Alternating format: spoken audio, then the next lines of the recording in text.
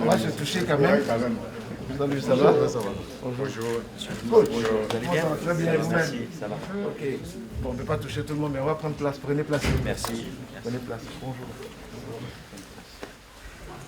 Je souhaite la bienvenue au ministre d'en haut qui est là ce matin pour venir vous encourager, vous dire un mot de sa part, pour vous dire que nous comptons tous sur vous. C'est un match amical, certes, mais c'est également un match qui permet de voir aussi la qualité donc, de nos joueurs. Alors voilà, donc, je lui cède la parole, ou peut-être la parole au responsable en fait, des joueurs, capitaine. Ministre, merci d'être venu. Écoutez, comme il a dit tout à l'heure, nous sommes présents pour les deux rencontres et nous sommes heureux de vous recevoir. Je pense qu'il y a longtemps qu'on ne vous avait pas vu. Félicitations aussi pour votre nomination aussi, parce que voilà, je pense que on a beaucoup à faire, parce qu'après cette rencontre, nous trois, plus le staff, et ouais, je pense plus le staff, on a besoin de discuter avec vous par rapport à certaines situations. Donc on va pas monopoliser la parole, on va vous laisser déjà parler à tout le groupe et après vous voir de côté, si on peut dire comme ça. Je suis Paulin Claude d'en haut. C'est une rencontre conviviale, une rencontre conviviale pour peut-être mieux faire connaissance aussi. Parce que certains d'entre vous sont connus, les anciens, les coachs, et il y a une nouvelle génération qui vient d'arriver dans le staff et dans l'équipe qui certainement n'est pas encore connue des Ivoiriens et qui ne me connaissent pas. Très bien, je vais dire le nom, peut-être. Donc je suis Paulin Claude d'en haut, comme l'a dit votre parole tout à l'heure. Il a tenu à me féliciter parce que le ministère a changé. Pendant longtemps, le ministère en charge des sports était le ministère de la jeunesse des sports, le ministère des sports. Et aujourd'hui, c'est le ministère de la promotion des sports et du développement de l'économie sportive. Ce n'est pas par hasard. C'est pas par hasard, donc je voulais faire un bref aperçu parce que vous devez connaître le contexte aussi de votre pays et pourquoi les choses changent. Voilà, ce n'est pas un changement cosmétique pour changer simplement de nom. C'est une vraie vision du président de la République. La vision, c'est de faire en sorte que le sport soit promu dans notre pays, que les Ivoiriens utilisent le sport pour plusieurs choses. D'abord pour leur santé, la promotion du sport c'est ça, pour la santé individuelle. Le sport c'est pas seulement les grandes compétitions, c'est le sport aussi pour tous les Ivoiriens qui s'avancent dans les habitudes, pour lutter contre les maladies de la sédentarité, les maladies métaboliques, des choses comme ça. Mais aussi que le sport rassemble les Ivoiriens. Parce que le sport, c'est la convivialité, le sport, c'est la fraternité.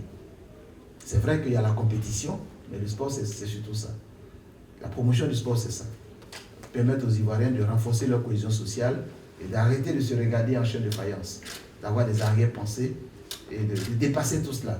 Comme vous êtes aujourd'hui rassemblés, c'est la Côte d'Ivoire miniature, les gens du nord, de l'est, de l'ouest, du sud. C'est ça la Côte d'Ivoire. Et le sport doit aider à ce rassemblement. La promotion du sport, c'est ça. Et puis le sport, c'est une industrie qui doit permettre aussi aux jeunes générations, en vous regardant, de dire qu'ils peuvent faire du sport leur métier et gagner leur vie. D'où on parle de l'économie du sport. Il faut qu'on structure tout ça. Si parmi vous, les professionnels gagnent bien leur vie en Europe, c'est parce qu'il y a une économie du sport, il y a un écosystème. Pas parce que les gens vous aiment, non. C'est parce qu'il y a un système qui fait du sport un spectacle qui génère des ressources et donc qui permet aux sportifs de vivre de leur métier. Donc nous devons aussi ici, localement, chercher ces niches-là pour que chacun puisse vivre aussi du sport, même en restant en Côte d'Ivoire. C'est ça l'économie du sport. Et pour ce faire, l'État de Côte d'Ivoire a investi énormément d'argent, comme on n'a jamais fait depuis l'indépendance, pour construire des infrastructures sportives. À Korogo, on est en train de construire un stade de 20 000 places, 4 terrains d'entraînement, plus tout un complexe hôtelier d'hébergement avec un hôtel et une cité calme. La même chose à Boaké. Un stade qui est passé de 20 000 à 35 000 places. Avec une cité calme, la même chose à San Pedro, la même chose à Yamoussoukro. Et à Abidjan, naturellement, nous sommes en train de refaire le stade Fouguagny pour faire un stade couvert totalement. On n'a jamais investi autant dans notre pays. C'est pour dire que on parle d'industrie. Pour faire une industrie, il faut des usines. Et les usines, ce sont les stades. Mais même si on a les usines, on a les stades, il faut des gens qui entraînent tout ce monde-là. Et ceux qui peuvent entraîner tout ce monde-là, ce sont des gloires, ce sont des étincelles. Et vous êtes justement cette pépinière-là qui peut donner à rêver et à espérer. Voilà un peu la vision du président. C'est pourquoi il nous a instruit de tout faire pour pacifier ce milieu. Depuis 2 ans, vous entendez qu'il y a très peu de bruit parce que nous avons dépassé cette petite querelle de positionnement. C'est pas notre... Nous, on voit la Côte d'Ivoire et on voit l'avenir des jeunes générations que vous constituez. C'est pour cela qu'il y a tant d'investissements. On n'a jamais investi autant dans notre pays, dans le milieu du sport et en particulier du football. Jamais. Ce que je vous dis, on peut le vérifier. C'est pour dire que vous êtes porteur d'une espérance forte. Le football n'est plus un jeu, il y a des enjeux. Le premier enjeu pour nous, c'est de donner à espérer à une nouvelle génération. En leur donnant les moyens et des niches aussi à travers le sport pour se réaliser. Vous vous êtes réalisé, vous allez ouvrir le chemin pour d'autres derrière.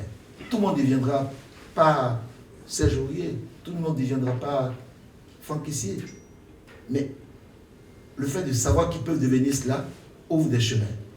D'autres deviendront des entraîneurs, des footballeurs, de la D1, de la D2, de la D3. D'autres seront des arbitres. Mais il faut que le sport aussi absorbe toute cette jeunesse qui est en quête d'emploi et de rêve.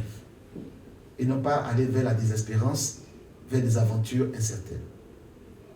Vous voyez que vous avez une lourde responsabilité. De gagner les matchs, ça c'est vrai. Mais de continuer à faire en sorte que d'autres jeunes aient envie de prendre leur destin en main en servant la Côte d'Ivoire et en aimant la Côte d'Ivoire.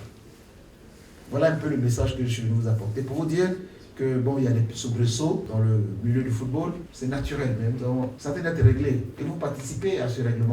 Vous étiez d'ailleurs avec une opération balle à terre récemment, pour montrer que nous sommes en train d'avancer. La normalisation passera. À partir de la fin de l'année, c'est fini. On va revenir à des normes justes, transparentes, pour travailler différemment dans l'intérêt des sportifs et surtout des footballeurs. Voilà, c'est ce que je voulais vous dire.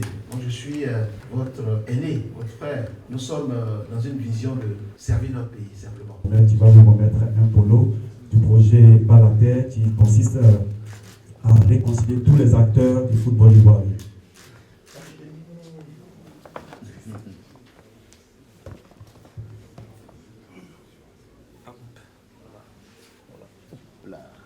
Mais ouais, le capitaine.